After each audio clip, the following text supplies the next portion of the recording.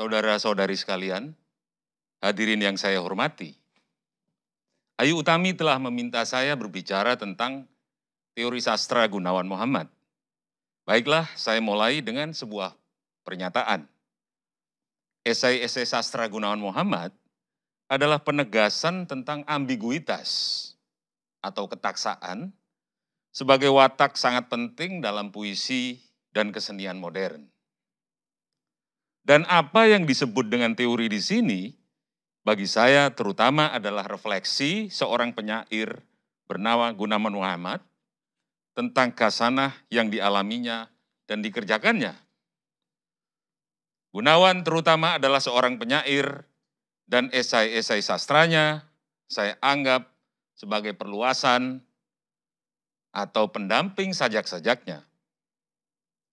Teori sastra Gunawan Muhammad adalah upaya mengkonsepkan sesuatu yang dipercayainya sendiri, tidak mungkin dikerangkeng dalam konseptualisasi. Sesuatu itu adalah puisi. Dan teori itu juga upaya mengkomunikasikan watak puisi, khususnya puisi modern, yang pada dasarnya terlepas atau melepaskan diri dari komunikasi. Pemirsa sekalian, dalam puisi, semua unsur yang dimiliki prosa, yaitu tokoh, cerita, latar dan alur, segala hal yang membuat komunikasi antara karya dan pembaca menghilang. Yang tinggal hanya bahasa. Tetapi ini pun dipakai dengan cara yang selain-lainnya. Tidaklah keliru jika kita mengatakan bahwa puisi menjauh dari komunikasi, bahkan memperkarakannya. Dan terutama sekarang kita berbicara tentang puisi modern yang dalam teori maupun amalan Gunawan Muhammad sudah melakukan hijrah dari bahasa publik. Di sini kita teringat akan Sultan Takdir Ali Syabana yang berkata bahwa penyair modern seperti Chairil Anwar menggunakan alat disonan dan sengaja mencari ucapan-ucapan dan cara mengungkapkan yang tidak biasa sehingga orang heran, malahan terkejut membaca yang tidak diduga-duganya, segala sesuatu yang sering gelap dan penuh rahasia. Namun Takdir menyatakan hal tersebut untuk mengecam puisi modern. Bagi Takdir, sastra termasuk puisi harus ikut sepenuhnya di dalam modernisasi sosial. Segala apa yang bisa kita sebut sebagai pekerjaan membangun masyarakat. Puisi modern sungguh tidak cocok untuk itu, sebab ia membawa kekalahan dan keputusasaan yang nyata. Gunawan Muhammad memilih posisi yang berseberangan dan menyebut sikap Takdir itu sebagai sikap anti puisi. Puisi modern dan seni modern pada umumnya, kata Gunawan, adalah cara pembebasan yang tersendiri, yaitu bahwa dalam upayanya melepaskan manusia dari posisi diperalat untuk mencapai tujuan, puisi atau sastra justru membuat dirinya bebas dari guna. Ketika modernisasi sosial menuntut badan dan jiwa untuk berarti, puisi muncul tanpa motivasi semantik. Ia menampik keberartian. Sedangkan bagi Sultan Takdir Ali Syabana, keberartian adalah agenda utamanya. Ia menghendaki puisi memproduksi arti. Dan arti ialah tiada lain daripada makna dan guna. Kita tahu bahwa sidang pembaca pada umumnya yang menganggap kesenian sebagai sarana rekreasi, tentu akan bertanya-tanya, bagaimana mungkin ketidakberartian sebuah sajak akan membuat kita tertarik membacanya? Justru disinilah Gunawan Muhammad sedang mengancang sejenis teori bagaimana mendekati puisi modern. Teori yang sangat mungkin secara ironis akan berguna bagi kita semua, bagi pembacanya. Menurut Gunawan, Plato, sang filosof, akan menolak penyair-penyair seperti Khairil Anwar, Rendra, Amir Hamzah dari republiknya, dan pasti akan menerima para penyair seperti Saini KM, dan tentu juga Sultan Takdir Ali Syabana, dan para penyair lembaga kebudayaan rakyat. Golongan pertama ialah para penulis puisi modern, yaitu orang gila di Republik Plato. Dan golongan kedua adalah para penulis puisi platonis. Dan tentu dengan ini kita tahu Gunawan berada di pihak mana. Golongan pertama, mabuk oleh kicau burung dan bau tanah sesudah hujan. Sedangkan golongan kedua, para penyair platonis, bagaikan sang guru penunjuk jalan, seorang dewasa yang sadar akan kearifan dan pandai mengendalikan diri. Seorang penyair platonis, menurut Gunawan, tidak merekam kejadian dalam hidup pribadinya. Sebab ia telah selesai dengan kehidupan rohaninya sendiri. Namun, tunggu dulu. Sebab ada soal lain yang harus kita pertimbangkan di sini, yaitu paradoks di dalam pernyataan itu. Dalam puisi platonis, kata Gunawan, tidak ada mania, tidak ada pasi atau passion, tidak ada sifat kekanak-kanakan, dan tidak ada ketidaksadaran. Sebab puisi itu amat bersifat didaktis dan syarat dengan beban ekstra puitis. Bila ada sifat kekanak-kanakan dan terutama ketidaksadaran dalam puisi yang kita baca, maka bukankah justru si pembuat puisi tidak bisa mengendalikan dirinya yang dewasa dan segenap apa yang dituliskannya? Saudara-saudara sekalian, di sini kita memasuki pemikiran Gunawan tentang subjek. Bila kita periksa esai-esai sastranya sejak tahun 1960-an hingga sekarang, maka tahulah kita bahwa apa yang bernama subjek itu berevolusi. Mula-mula seorang sastrawan, terutama penyair, dalam pandangannya adalah ia yang memperlakukan bahasa sebagai sumber avantur dan orisinalitas. Dan untuk itu harus ada seseorang yang merdeka, suatu kepribadian yang tidak lain daripada penyair itu sendiri. Kemerdekaan akan terselenggara ketika subjek penyair tumbuh wajar dalam komunikasi. Supaya ia menyampaikan puisi yang tidak palsu kepada para pembaca yang juga merdeka. Demikianlah kita mengerti bahwa pengertian yang kurang lebih sama dengan keberartian, ya, itu tadi istilah dari Takdir Ali Syabana, yang diucapkan lagi oleh Gunawan Muhammad, ialah apa-apa yang dijejalkan itu. Kemerdekaan harus terjadi setara di antara kedua belah pihak, yaitu penyair dan pembacanya. Masyarakat bukanlah abdi pengarang, kata Gunawan. Begitu juga pengarang bukan abdi masyarakat. Maka seorang pembaca pada dasarnya menghadapi bentuk yang bukan cuma bingkai yang menyertai isi, pesan atau tema. Ya. Adapun tujuan akhir karya sastra ada di balik yang samar-samar dari tema itu sendiri, yaitu makna-makna yang tidak kunjung bisa dirumuskan dalam definisi-definisi, namun selalu hadir dan menggoda kita untuk mencipta. Maka demikianlah ambiguitas berlaku.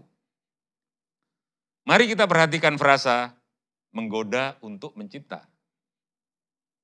Maka saya akan menganggap bahwa kita di sini, kita yang dimaksud oleh frase itu, ialah penyair sekaligus pembaca. Dua pihak yang merdeka yang hendak berkomunikasi melalui puisi. Menurut Gunawan, kekeliruan kritik sastra modern adalah analisisnya yang merenggutkan isi dari bentuknya. Dan kekeliruan itu menjadi kian parah lagi sebab analisis tersebut tidak kembali kepada totalitas yang kita alami dalam pertemuan pertama kita dengan karya.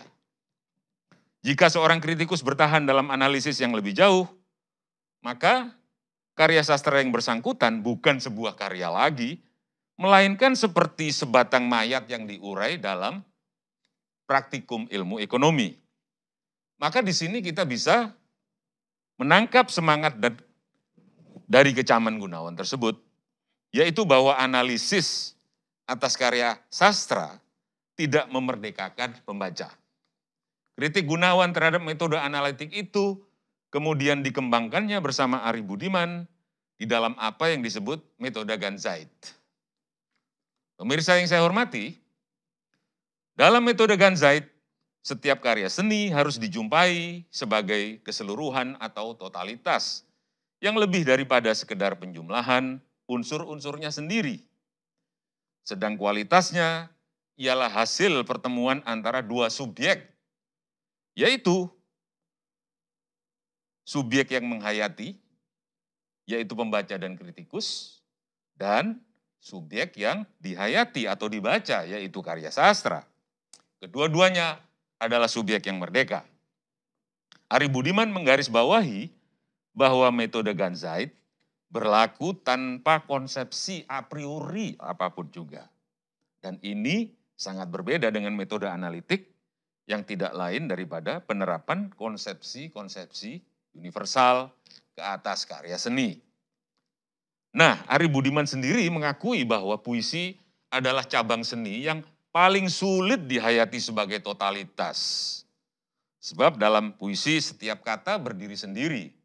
Setiap kata memperhatikan, mendirikan integritasnya sendiri.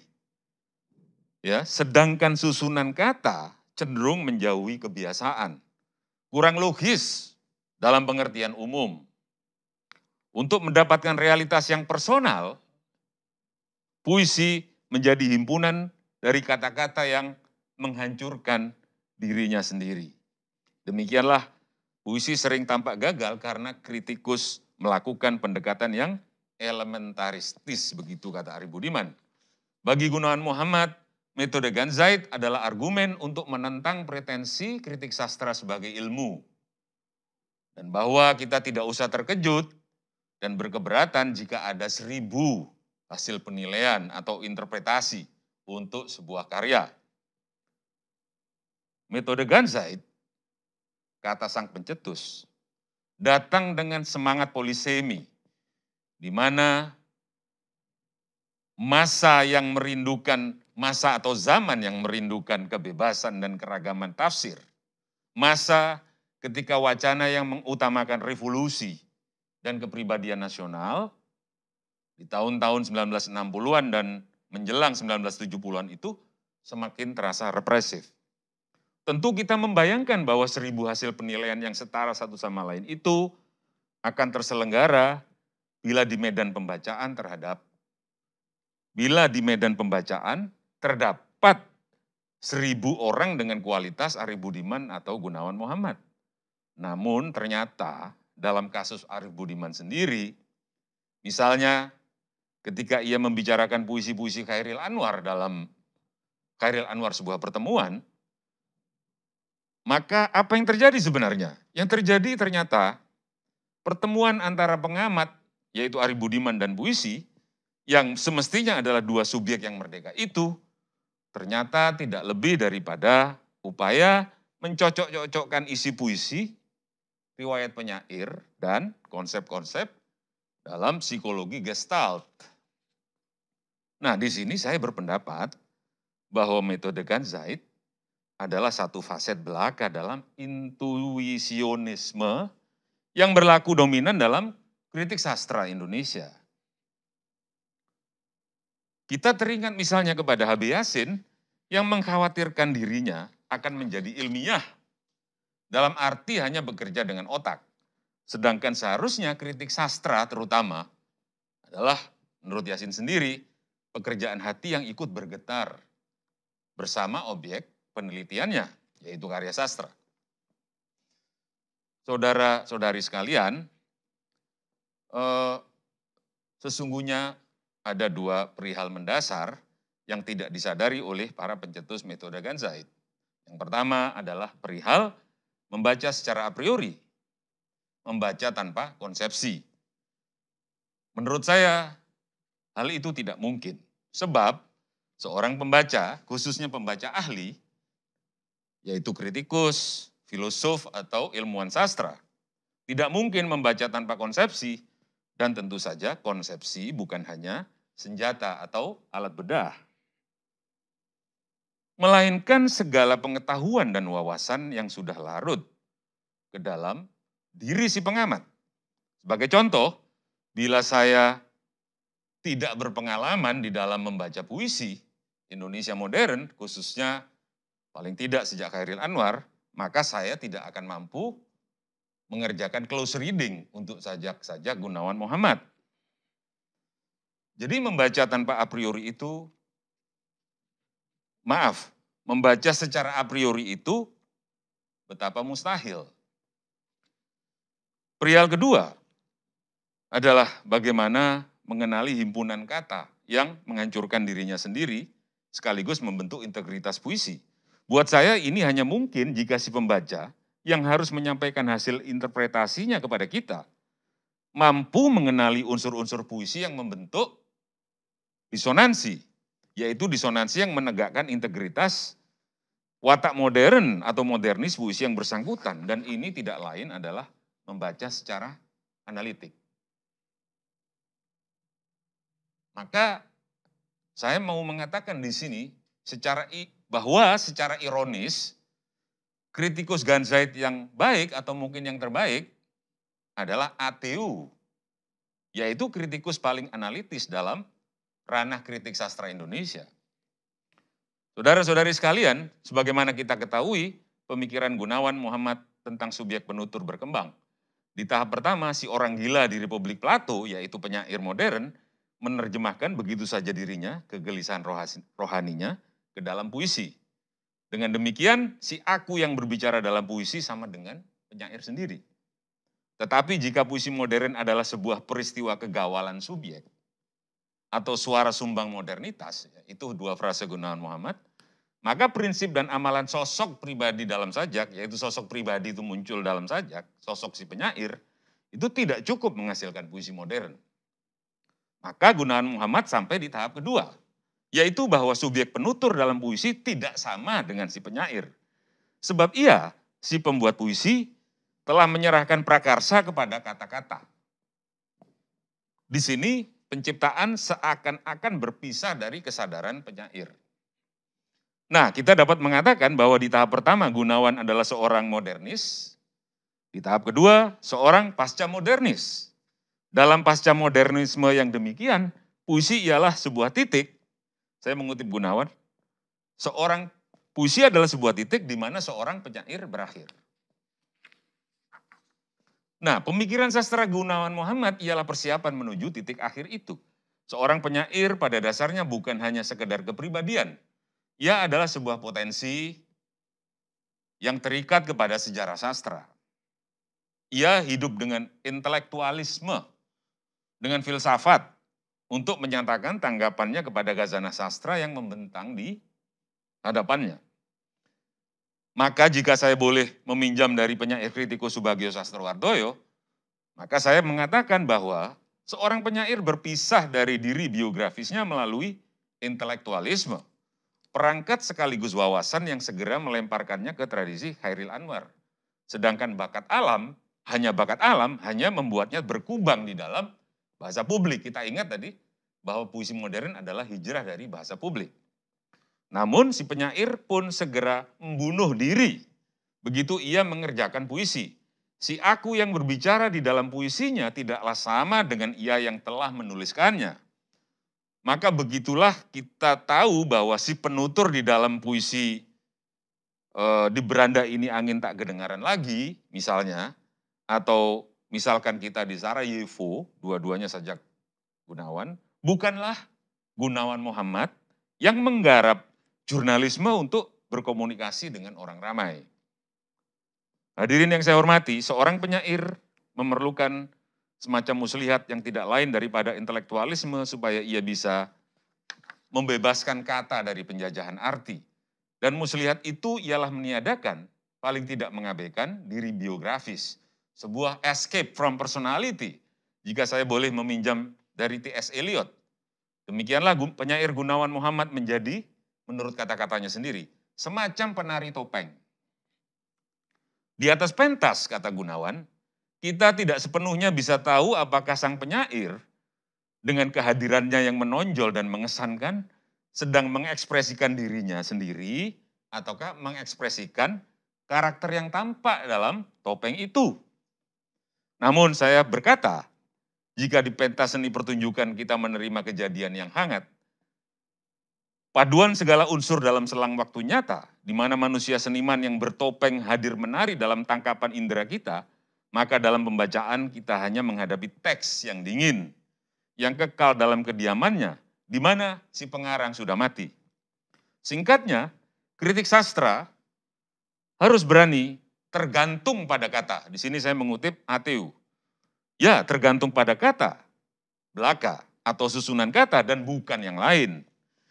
Di depan seorang kritikus hanya ada sebuah atau sebentang teks yang harus dihangatkannya, bahkan dihidupkannya. Teks yang sudah menjadi yatim piatu atau malin kundang, yang sudah berkhianat kepada siapa yang melahirkannya.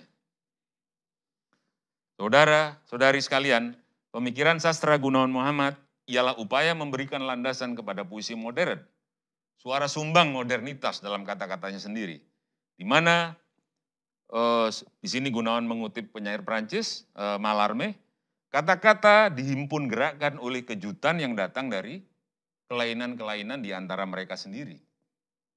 Atau dalam kata-katanya sendiri, dalam puisi, deretan fonem berlaku sebagai satuan akustik yang mengganggu makna leksikal.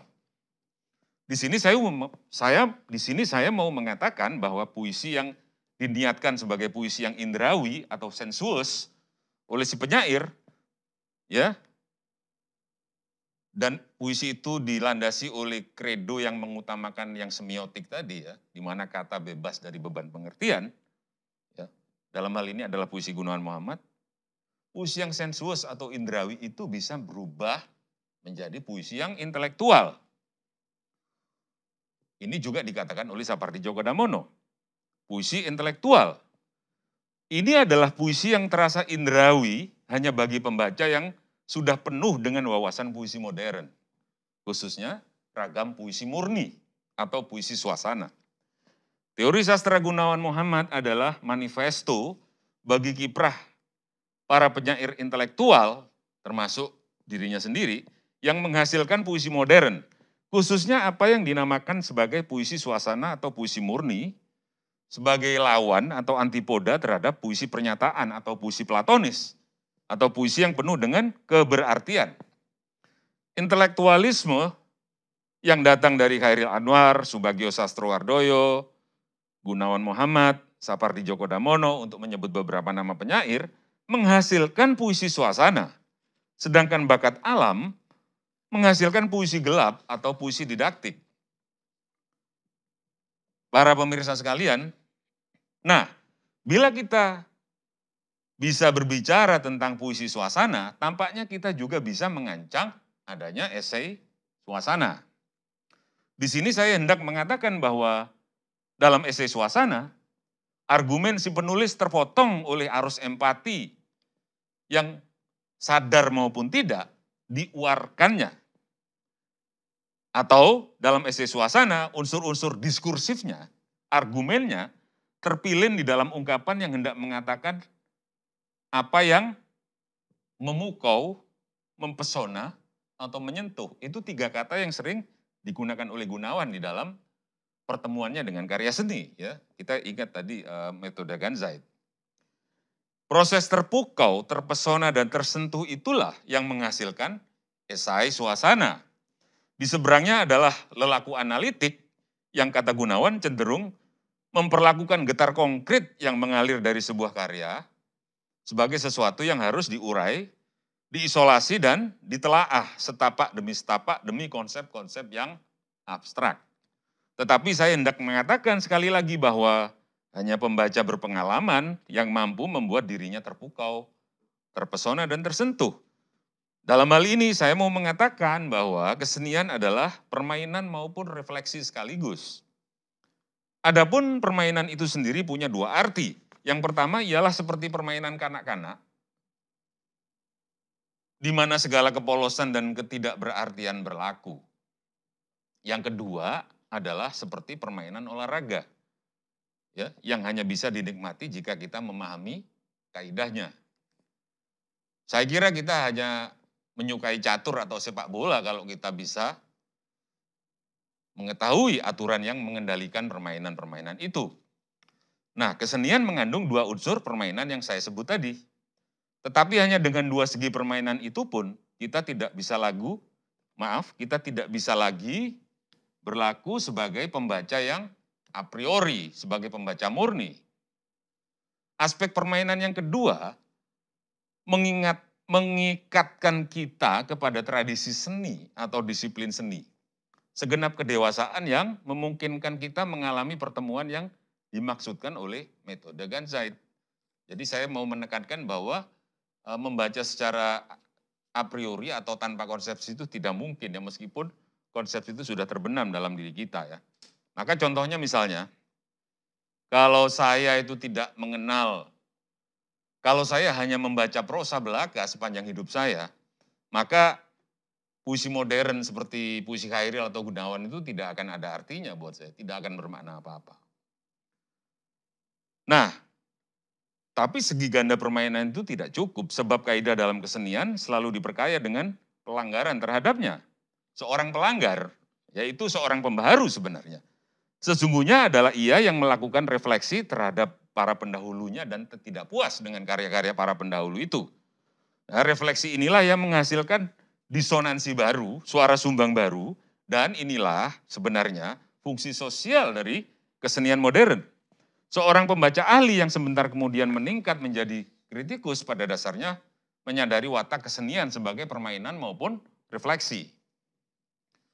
Esai suasana dibuat untuk menyebarkan pukau kepada pembaca, menyebarkan pesona kepada pembaca. Dan di seberangnya adalah esai, untuk sementara ini saya beri nama esai bukan suasana. Ya. Esai yang hendak membuat pembaca berjaga-jaga dan mengambil sikap. Esai suasana dibuat seperti halnya puisi, namun tentu tanpa patahan baris atau tanpa non sequitur.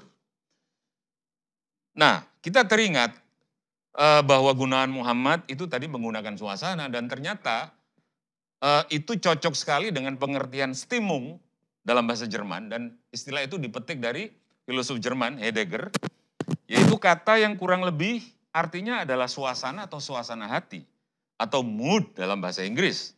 Namun tentu maknanya lebih daripada itu, sebab Stimme adalah suara dan Stimmen kata kerja itu diterjemahkan Gunawan sebagai melaras, menjadikan pas, seperti melaras atau mengepaskan nada pada piano. Maka Stimmung adalah nada dasar, suasana jiwa ketika kita tersadar akan kehadiran kita di dunia. Nah, sekarang jika puisi adalah suara sumbang modernitas, maka pendapat Gunawan di atas seperti mubazir atau bahkan membatalkan perpuisiannya sendiri. Betulkah demikian? Sesungguhnya tidak. Kenapa? Sebab sumbang berarti tidak sesuai atau tidak selaras dengan paduan suara orang ramai. Mereka yang terjebak di dalam komunikasi massa. Mereka yang belum sanggup hijrah dari bahasa publik. Nah, sedangkan puisi adalah alat disonan untuk mengganggu mereka yang nyaman terkerangkeng dalam kapital dan birokrasi modern. Namun supaya disonansi itu bekerja sebaik-baiknya, puisi, ya, alat disonan itu bekerja sebaik-baiknya, setajam-tajamnya, puisi harus menjadi semacam musik, yaitu deretan fonem yang menjelma satuan akustik yang mengganggu kepastian makna leksikal. Jadi seorang penyair itu melaras. Seorang penyair adalah seorang pelaras. Melaras satu kata dengan kata yang lain, satu frasa dengan frasa yang lain, menangkap, saya kutip istilah Gunawan, hening yang bukan kosong, dan suwung yang sebenarnya berisi. Supaya jadilah puisi modern yang memiliki integritas tersendiri. Jadi si pelaras pada dasarnya seorang teknikus, seorang tukang kata, seorang yang tidak bisa tumbuh secara a priori, sebab ia harus menyatukan dirinya dengan sebuah tradisi. Katakan saja tradisi Chairil Anwar, yang memberinya kasana bentuk-bentuk atau aturan yang harus dipatuhinya sekaligus dilanggarnya. Kepiawaian melaras itulah yang menghindarkan si penyair dari puisi platonis atau makiavelisme kesusastraan. Ya, dua-duanya adalah istilah Gunawan. Jadi puisi modern adalah sebuah komposisi yang bebas dari keberartian. Sementara puisi platonis ialah alat bagi pengertian, bagi isinya, bagi konsep yang bersifat ekstra puitis. Sedangkan puisi gelap ialah puisi modern dalam tanda kutip, puisi modern yang gagal menjadi komposisi sebab ia dibuat oleh bukan pelaras. Nah, komposisi yang mengandung disonansi itu atau komposisi yang mengandung keretakan itulah yang melawan, kita ingat tadi, melawan komunikasi, melawan bahasa publik atau dalam bahasa yang lain melawan konsensus. Ya, dan konsensus sesungguhnya adalah apa yang dipaksakan oleh tatanan polisi di dalam sastra.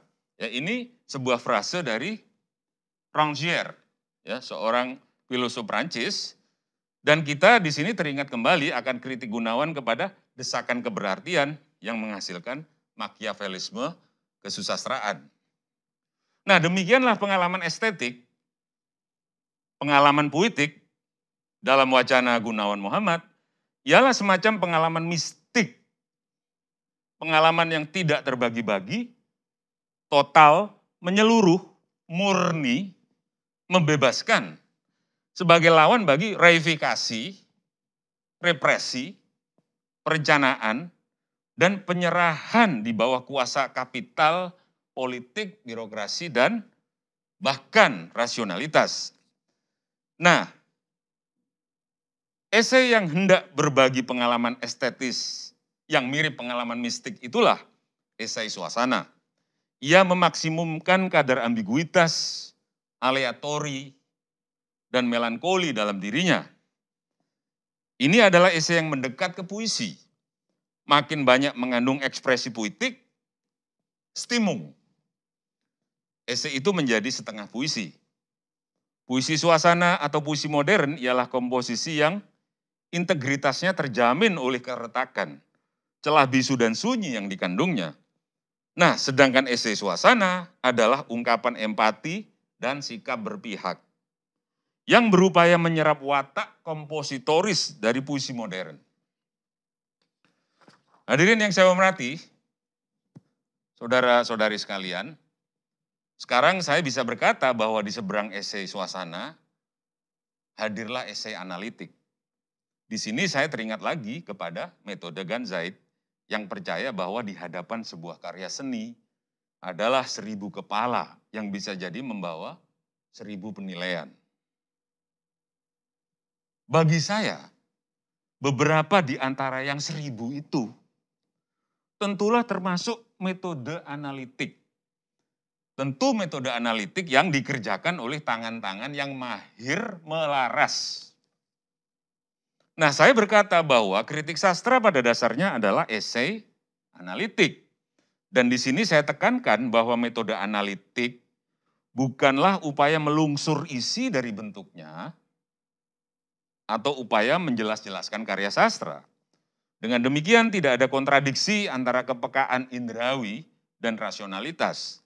Keduanya membentuk intelektualisme. Kritik sastra bisa bermula dari filsafat dan bermula sebagai ilmu, yaitu ilmu sastra. Nah, di titik ini saya mau mengatakan bahwa esai Gunawan Muhammad adalah esai suasana.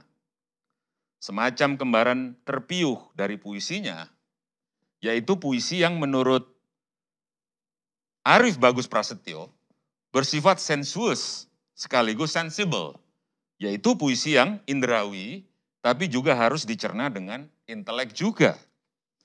Nah, lebih jauh lagi ya, bagi saya yang menggandrungi puisi Indonesia, sebaik-baik cara menikmati puisi Gunawan Muhammad ialah dengan jalan analitik, yaitu dengan mengurai unsur-unsurnya untuk mengenali keretakannya, disonansinya, celah kosongnya, celah bisunya, dan melarasnya lagi demi integritasnya.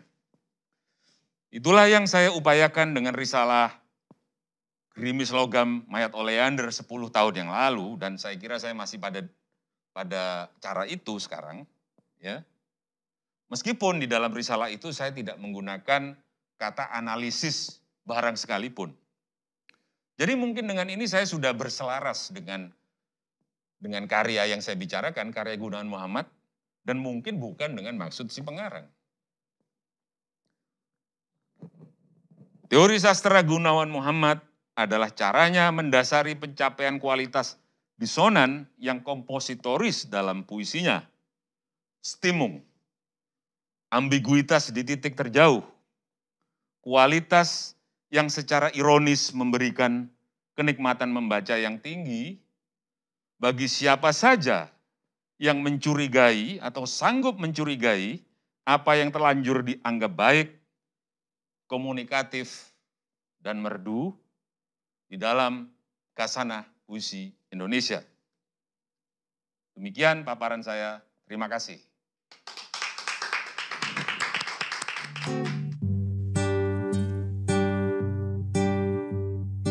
Pada kami tanpa nama itu,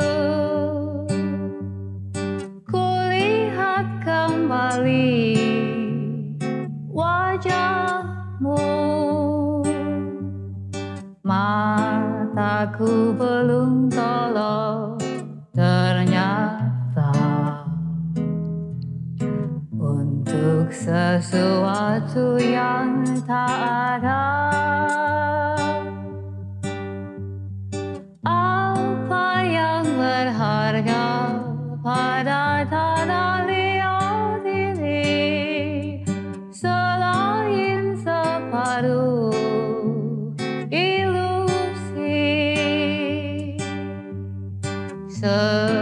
sesuatu yang telah